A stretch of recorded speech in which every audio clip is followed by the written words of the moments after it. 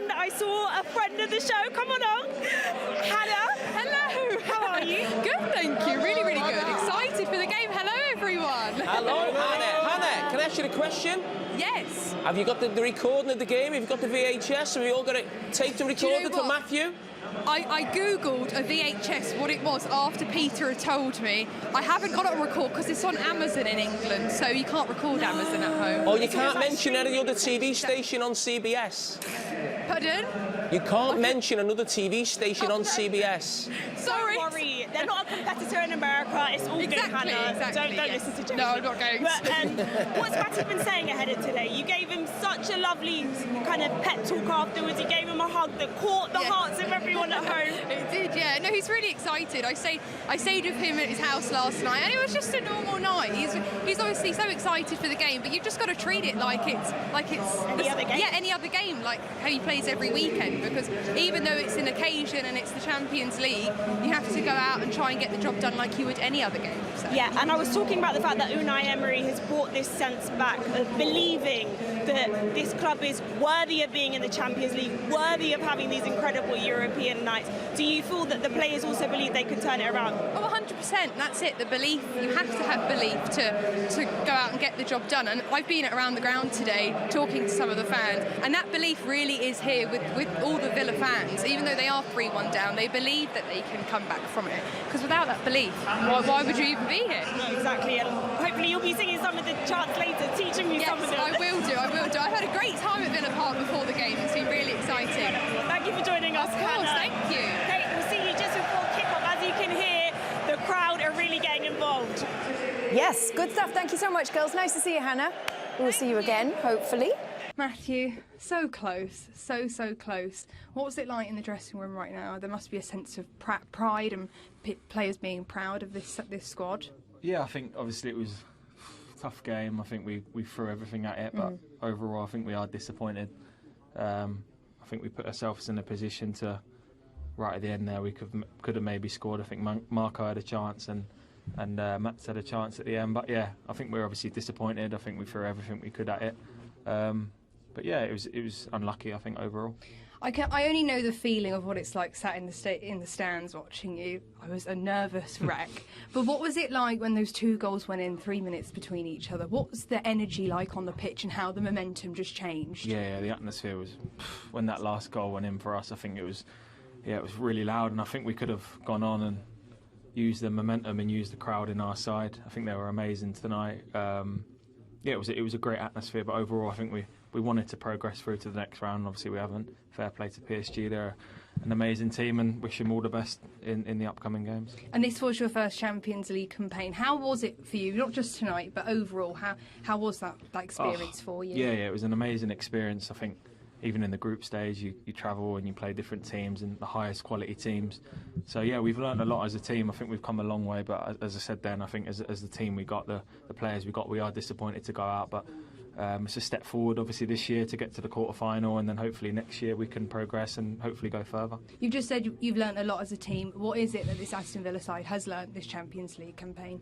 How to be resilient. I think tonight, how to get back into games. I think obviously we started off losing, and then it almost looked like a long way back, and then the resilience we showed to get back into the game is fantastic, and not enough overall. And it's been such a successful run. This must give you guys motivation to get into the top 4, top 5 next season. Yeah, definitely. I think that's the goal, is to get into the top 5, top 4, top 4, top 5 to try and get Champions League football, because it's what the club deserves. It's where we feel at our best. So fingers crossed we can keep in it. Well, like I said last week, I'm still very proud of you, and I love you lots. Love you. Have a good one. Round 2. And Hannah Cash are standing by for us. Good to see you both. Hannah, I've got to start with you because obviously you've got such close ties to the club with your brother Matty Cash playing in tonight's game. They're siblings? Can you believe it? Have you not seen it? I didn't notice. No, I didn't know. How close were you, Hannah, to believing, though, that this tie was going to be overturned there at the end?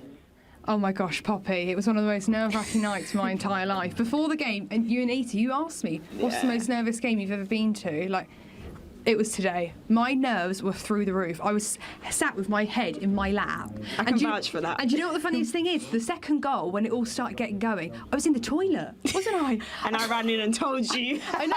I went, maybe I should sit in the toilet the whole game. It might bring them some luck. But no, it was an incredible game. So close. But they should be, I think, this Villa team, they should be proud of themselves. Definitely. Hey, when you see your brother after the game or after any games, do you guys talk about the game, or you just move on from it? I don't really. I think my dad does and my brother does. But to be honest, once the game's over, he just wants to not talk about it and just rest and relax and talk about normal things. So we talk a little bit, but after about an hour or two after the game, no, we're just talking about what every other family and brother and sister talk about, I guess. Anita, can you give us a sense of what the atmosphere was like at Villa Park today overall? Yeah, it was incredible, Nige. I asked you, had you ever seen it like this before? No, never. Prince William was in the crowd there. You know, he had his head in his hands at one point, similarly to Like you, me. actually, when things started to get tense. But then you saw him jumping out of his seat when that comeback looked like it was going to come along. And it was just incredible. I spoke to John McGinn afterwards, and he said that the fans really helped them get to the stage where they were still fighting for something in those dying moments. It would be such a shame if Villa Park aren't, or Villa isn't in the Champions League next season, because what a night, what a special night. They treated us to today, and then you think about the league phase when they beat Bayern Munich, ending their 41-match unbeaten run. So special things can happen here. Okay, I do need to ask, though. There was a faux pas that happened at the beginning of the game. I don't know if you guys caught it, if you were finding your way to your tune. seats. Yeah, the Europa League anthem instead of the Champions League anthem. What was going on? We were all confused. I know, we were. We just heard this song. We were like, that's not the Champions League anthem, is it? Yeah, it was almost like you would think about last season, but it was the Europa Conference League that they were competing in. Very confusing moment. People were looking around, and it took a while for the change to happen, and then we heard the right tune. So yeah, not sure what happened there. Someone wasn't doing their job very well. No, also you heard that's not what they're trying to be playing in next season. Like, they're 7th in the table at the moment, so much to play for in these final games of the season. Anita, talk to me about Marcus Rashford's performance. And on that as well, was there any kind of rumblings or talking about Ollie Watkins and the surprise of him not starting again, coming on? Really interesting, because I turned to Hannah when the lineup came up and I said, is Watkins injured? You know, we found out that he had a knee injury, but of course he featured in that game against Southampton at the weekend, and Unai Emery put that to bed, essentially saying that he looked fine. I think many Villa fans would have loved to have seen him come on sooner. I think it was just after the 70-minute mark or so that he did come on. In terms of Rashford, I think people still believed in him, and rightly so. He came close just before he came off, but you can see the division in opinion without a doubt of who should have maybe started today. But like I said, you just wonder, is Watkins fully fit, given that of course they're in the semi-finals of the FA Cup and they've still got so much to play for in the league, starting with Newcastle, then Man City, two teams that are also fighting for Champions League football next season. Even for me, Anita, before the game I went and done some interviews with some fans around the ground, and almost everyone said for Aston Villa to win tonight, Ollie Watkins needs to be on his A game. He's going to be starting, and to see him not on the starting sheet, I think everyone was surprised, definitely. All right, Villa's out though.